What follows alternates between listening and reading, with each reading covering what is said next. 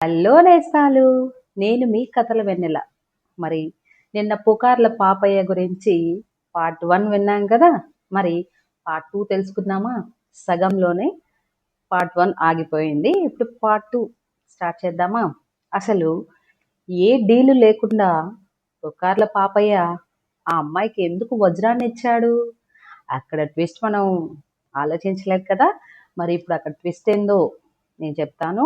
Twist ఏంటంటే వజ్రం ఇచ్చే ముందు పుకార్ల పాపయ్యకి ఒక డౌట్ వస్తుంది. ఏంటది? అసలు నదిలో తినుకు వజ్రం దొరుకుతుంది పుకార్ల పాపయ్యకి. కానీ ఆ వజ్రాన్ని జాగ్రత్తగా ఒక సంచిలో పెట్టుకొని ఇంటికొచ్చేస్తాడు. అప్పుడు అసలు తన దగ్గర ఉన్న ఆ వజ్రం ఆ అమ్మాయికి ఎలా కనిపించింది? అసలెలా తెలుసుకుందన్న డౌటు పుకార్ల పాపయ్యకొస్తుంది. సరే కానీ నాకొక అనుమానం. నా సంచిలో వజ్రం ఉందని నీకెలా తెలుసు?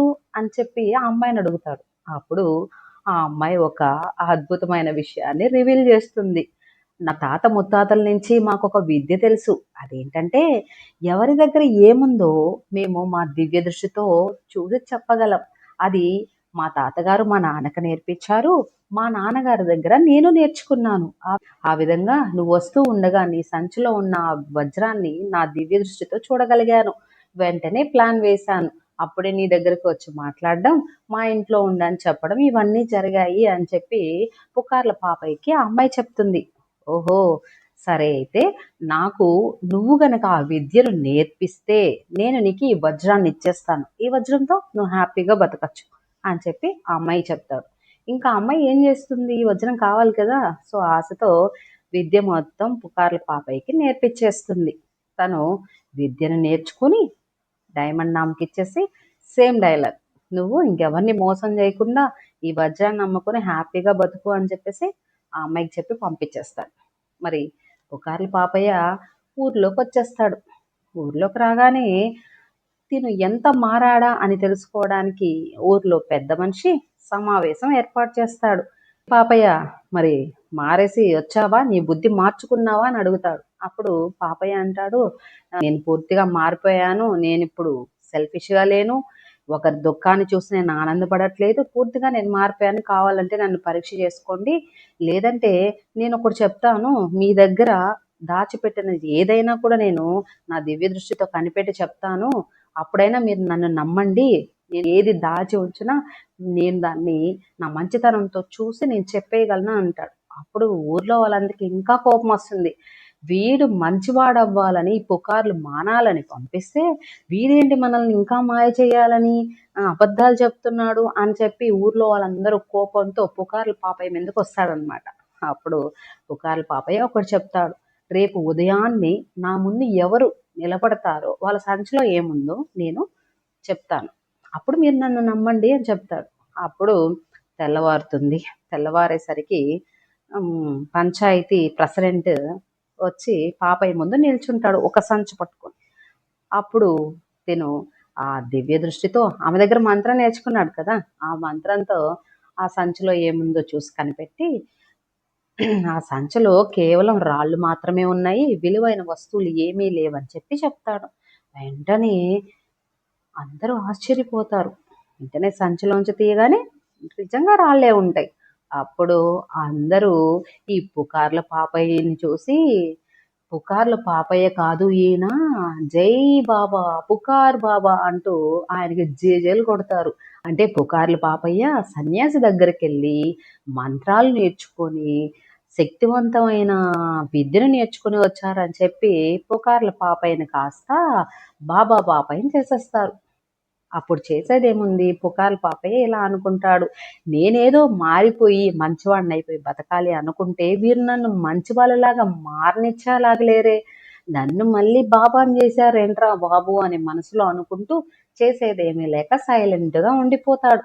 ఆ రోజు నుంచి పుకార్ల పాపయ్య ఇంటికి చాలా మంది జనసంద్రం వస్తూ ఉంటారు. బాబాగారు నాకు ఈ సమస్య, బాబాగారు నా ఆవు తప్పిపోయింది. మీ దివ్య దృష్టితో నా ఆవు ఎక్కడుందో కనిపెట్టండి అని చెప్పి చాలా సమస్యలతో డబ్బులు మూటలు తీసుకొని బాబాకిస్తూ వాటికి పరిష్కారాలు తెలుసుకుంటూ ఈ విధంగా జరుగుతూ ఉంటుంది. కానీ పుకార్ల పాపయ్య కొన్ని విషయాలే తెలుసు. ఒక వస్తువుని చూడకుండా సంచిలో నుంచి కనిపెట్టగలడు. అంతేగాని దానికి అన్ని విద్యలు, మాంత్రిక శక్తులు ఎక్కడెక్కడో చెప్పగలిగిన అంత టాలెంట్ లేదనమాట. కానీ ఏదో అలా నెట్టుకొస్తూ ఉంటాడు. దానికి భార్య కూడా పోనీలేండి మనకు మంచిగా ఆదాయం వస్తుంది. నేను చూడండి ఎన్ని నగలు చేయించుకున్నాను. ఇదంతా మీ వల్లే కదా అని చెప్పి పాపయ్యను ఎంకరేజ్ చేస్తూ ఉంటుందన్నమాట. ఇంకా పాపయ్యకి చేసేదేం లేక అలా వెళ్ళిపోతూ ఉంటాడు.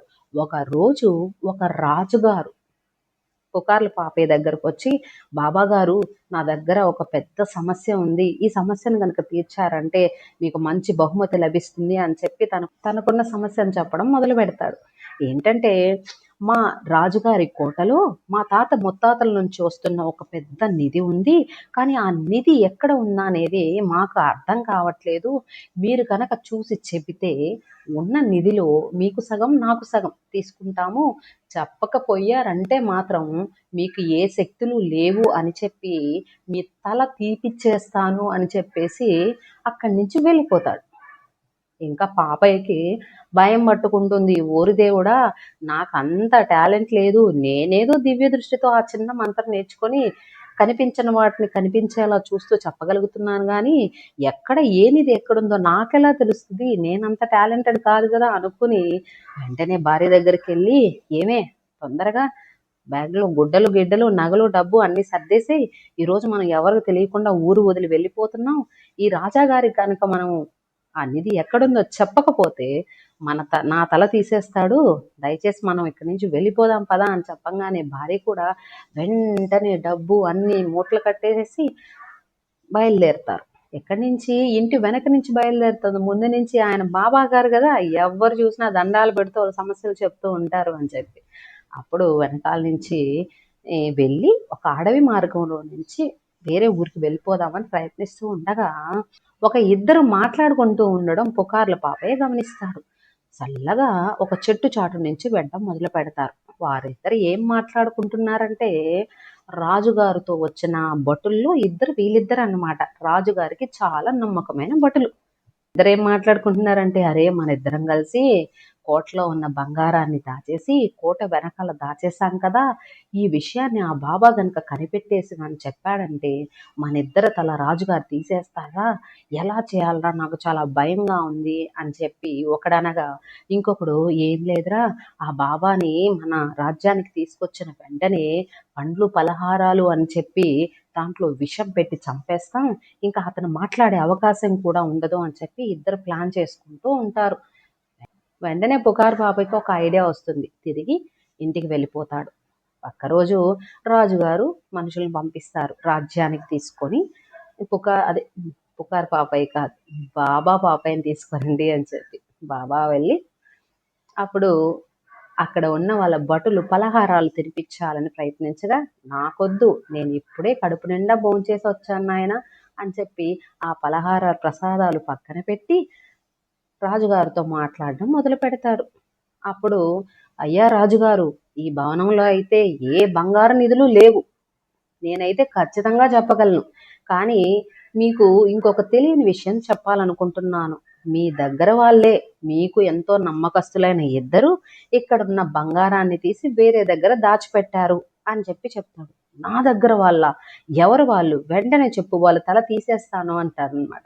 వెంటనే ఈ పుకారు పాపయ్య పక్కన ఉన్న ఇద్దరు భటులను చూపించి, వీళ్ళిద్దరే ఆ నమ్మక ద్రోహులు, మీ రాజ్యంలో ఉన్న బంగారాన్ని తవ్వి రాజ్యం వెనకాలన్న మట్టిలో పూడ్చిపెట్టున్నారు, వెళ్ళి చూసుకోండి అనగానే వెంటనే వీళ్ళిద్దరిని బంధించి వెనకాల తవ్వకాలు మొదలుపెట్టి బంగారాన్ని బయటికి తీస్తారు. తీసిన బంగారంలో నుంచి రాజుగారు మాట ఇచ్చారుగా పుకార్ల పాపయ్యకి, ఇందులో నీకు సగం ఇస్తాను అని చెప్పి. అప్పుడు దాంట్లో సగాన్ని పాపయ్యకి ఇచ్చి సగం రాజుగారు తీసుకుంటారు. ఆ నిధులన్నీ పుకారు పాపయ్య ఇంట్లో మూటల మూటలుగా పేరుకోపోతాయి. తన జీవితానికి సరిపడా కాదు, ఇంకా ఎక్కువే ఉంటాయి.